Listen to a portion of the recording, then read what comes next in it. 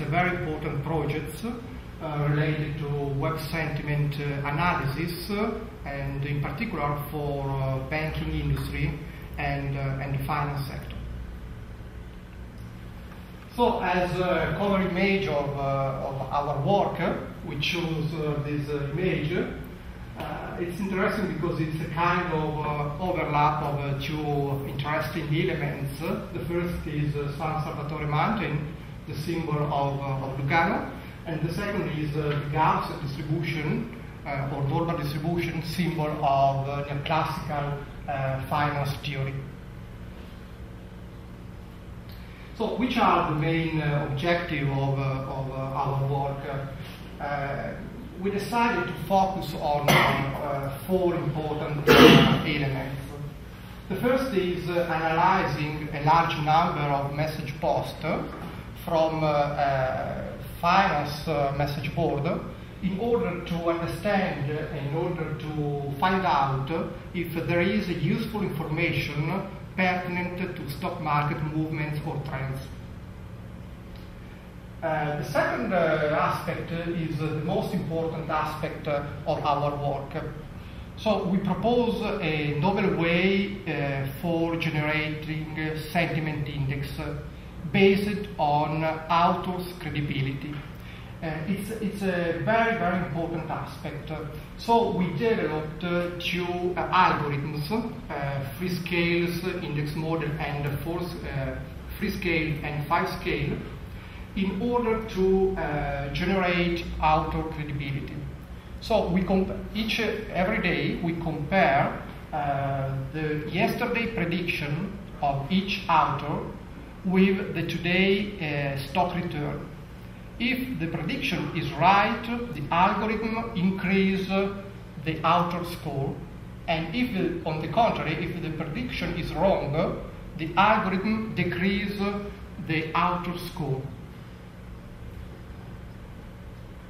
The third point is we want to demonstrate that it's possible to use this sentiment analysis in order to implement a good trading strategy based on sentiment analysis.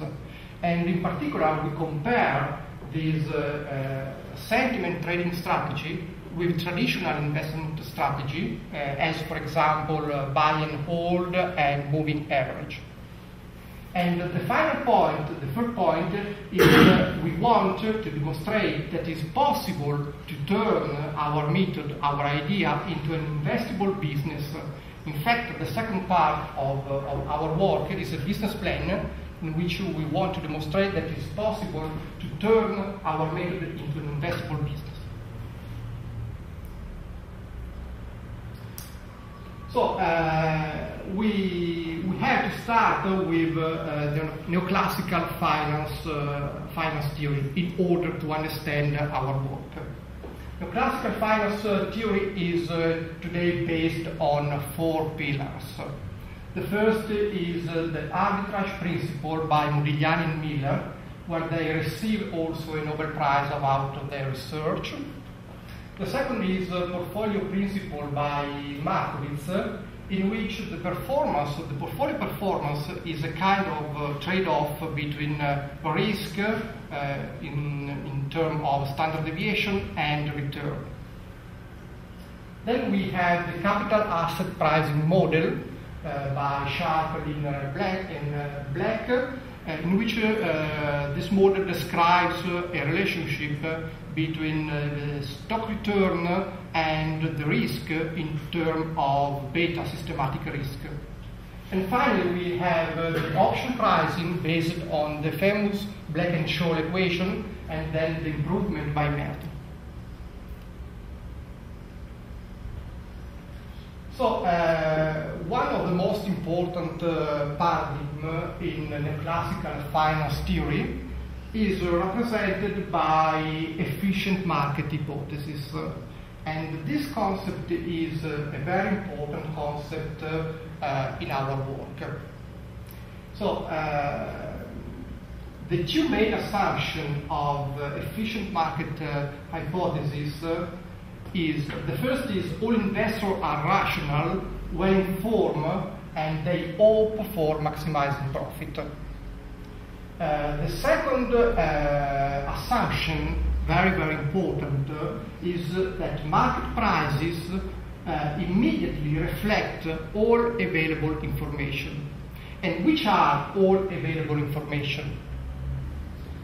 Information in past stock prices, and this is the weak form of EMH, but also all public information, and this is the semi-strong form, and all private information, all public information, and information in past stock prices, and this is the strong form of EMH.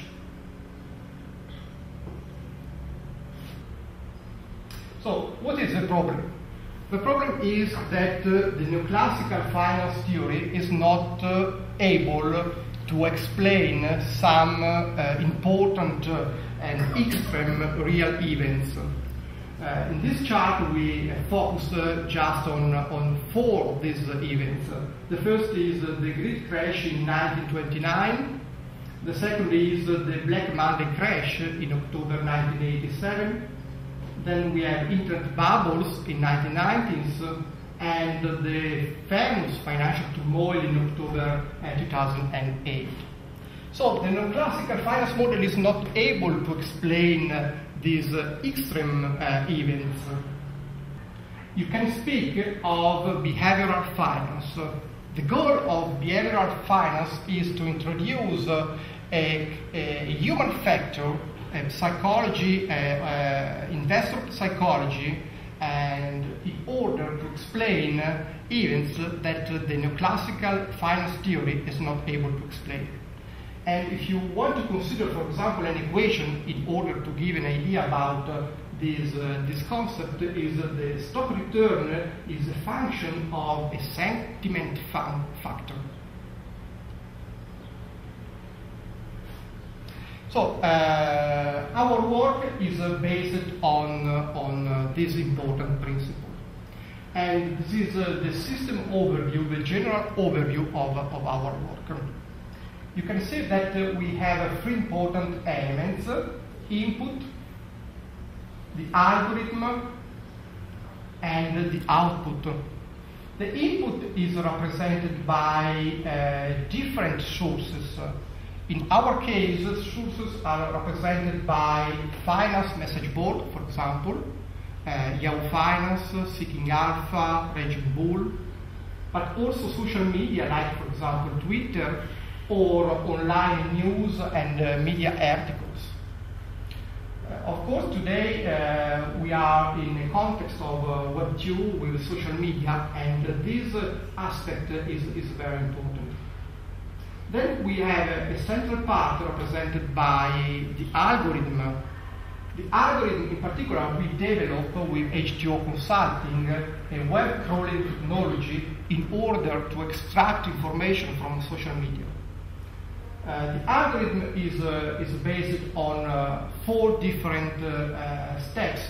The first is getting individual recommendation with using web crawling technology. The second is the aggregation of this information. And then we have the most important aspect of our work is trust calculation. As well as said, we want to generate sentiment index based on author's credibility. Then we can create a sentiment index, and the output of this process is the social intelligence. And the social intelligence is, in our case, represented by a financial dashboard that we developed for banks and for institutional investors. And we are developing also a low-cost app for iPhone and Android for small investors, small smartphone user and tablet users.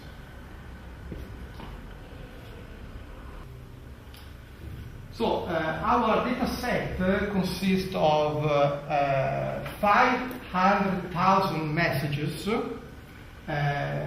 for 30 stocks of Dow Jones Index, collected from August 2012 to May 2013, of which 55,000 were sentiment tag and about 6,000 unique authors.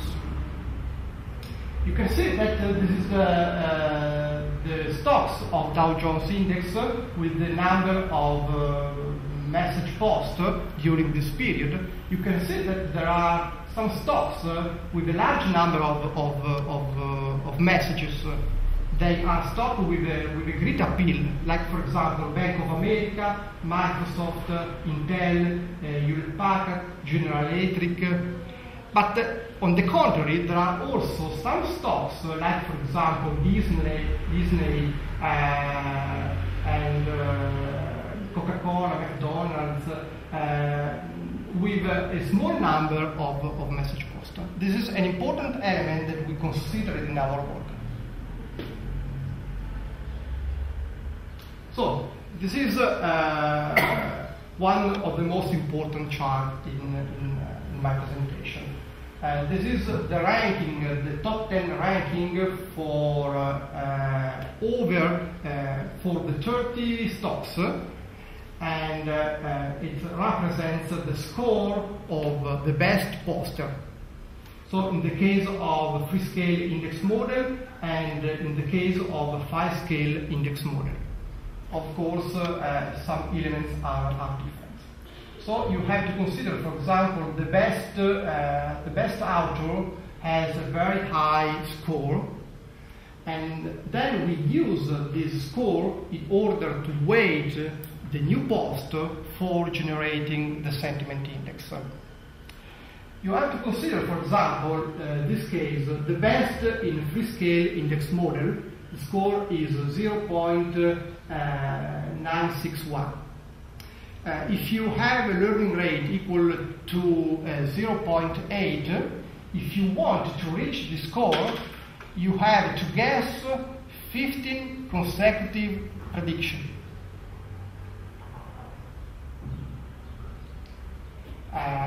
So it's very interesting.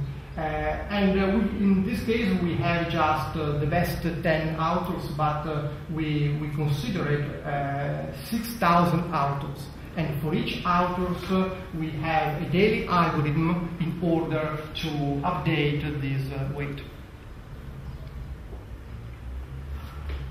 So the results of our work are shown in this table. And in order to find out an empirical validation of our method, we use a capital asset pricing model, a regression model based on capital asset pricing model. And the results are shown in this table, in which we have the list of stocks and the regression coefficients for each stock. The regression coefficients are associated to the sentiment index. And there is also the statistical significance for each regression coefficient, represented by the p-value. In this table, you have to consider the first column, the number of observations, that in our case is the number of trading days during the period that we consider.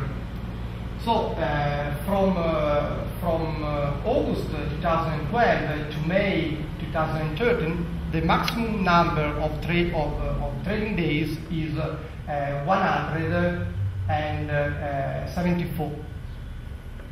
But you can see that there are some stocks with a number of observations lower than this value. It means that not every day there are message posts for these stocks. And this concept is very important in order to give a statistical significance to our model. And in fact, we decided we wanted to focus just on stocks with a number of observations greater than 155. And from the previous table, if we consider just the stocks with a number of observation of trading days greater than 155, the situation is in this table. We have TNT, Bank of America, Boeing, Caterpillar, Hewlett Packard, Intel, JP Morgan, Microsoft, Pfizer, and Walmart. And this is the number of observations for each stock, and this is the global, the final results. And the first result is that there is a strong positive correlation between the sentiment index, the aggregate recommendation, and the subsequent stock return. This correlation is very strong in some cases. In the case of Bank of America, is 132 basis points. In the case of Microsoft, and the statistical significance is good for each stock. So we can say that we found out a positive correlation between the sentiment index with the weighted average approach and the subsequent stock return. If you consider, for example, Bank of America, this value means that an increase in recommendation from neutral to buy, it means an increase in the subsequent daily stock return of about 1.32%. So this is the most important, one of the most important results that we obtained with our work. Then, if you consider just the stocks with the maximum number of trading days or observation, Bank of America, Hewlett Packard, Intel, and Microsoft, we also demonstrate that the positive correlation at the subsequent day is partially reversed in the next day. Because you can see that the coefficients are all negative, and the statistical significance is good. So in this case, we have a positive correlation of the subsequent day, and we have a partial reversion of this positive correlation in the day after. And this is another important result of our work.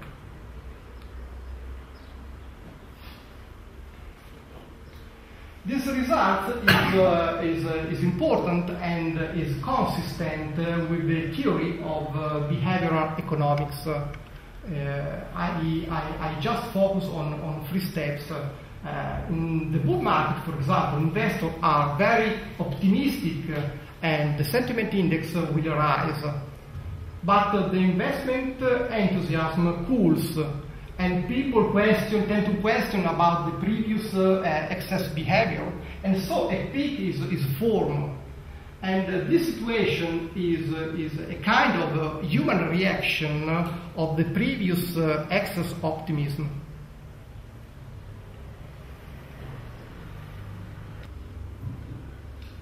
So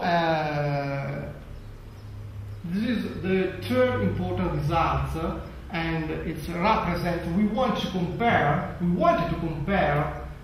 the results with our method, represented by the weighted average, with the traditional method for generating sentiment. Traditional method is a method based on a simple average. So the traditional method for generating sentiment ignores the author's credibility. And so we wanted to compare our results with the results in the case we use a traditional simple average. And the results are really very important because considering stocks with a number of trading days greater than 155, we have a strong positive correlation with our sentiment index, and with a simple average, we don't have correlation in the case of TNT, we don't have statistical significance in Bank of America, we don't have significance in Boeing, Caterpillar, Hewlett-Packard, and in Walmart. So in 6 out of 10 stocks, there is no statistical significance using a simple average approach. So this table shows the importance of using a sentiment generated using the auto credibility. But then we also wanted to test these results using a real example. And in fact, this part is related to sentiment trading strategy. So our goal is very simple. We are on August 28, 2012, at the beginning of a period in which we start generating sentiment index. We decide to invest $1 million in a portfolio composed by 4 stocks. Microsoft, Bank of America, Hewlett-Packard, Intel. Why these 4 stocks? Because are the most statistical significant stocks in our work. And in a very simple way, we decided to define the same percentage for each stock. And we want to discover what is the profit at the end of our period. This is the period in which we generate sentiment index. And the trading rule that we use in this context is very, very simple. If the sentiment is greater than an upper limit, you buy. If the sentiment is lower than a lower limit, you sell. It's in a very, very simple way. But the problem is to define what is the upper limit and what is the lower limit. So we use a best fitting algorithm. We generate several strategies, and we use a best fitting algorithm in order to define the best limit. And we find out 2 limits in the case of a free scale index model and in the case of a 5 scale index model. For example, in the case of 5 scale index model, the upper limit is 1 and the lower limit is 1.7. So if the sentiment is greater than 1, you buy. If the sentiment is lower than minus 1.7, you sell. This is the trading rule. And the results are really very interesting and really very important. Because this is the profit of our portfolio at the end of a period with a free scale index model. This is the profit during the same period with 5 scale index model, and we compare these results with a traditional buy and hold strategy and a traditional and an important moving average trading strategy. This is one of the most important trading strategies today used. So the results are really very important. Free scale and 5 scale perform much more better than a traditional buy and hold and a traditional moving average. And this is the situation, for example, for each stock, Bank of America, Hewlett-Packard, Intel, and Microsoft.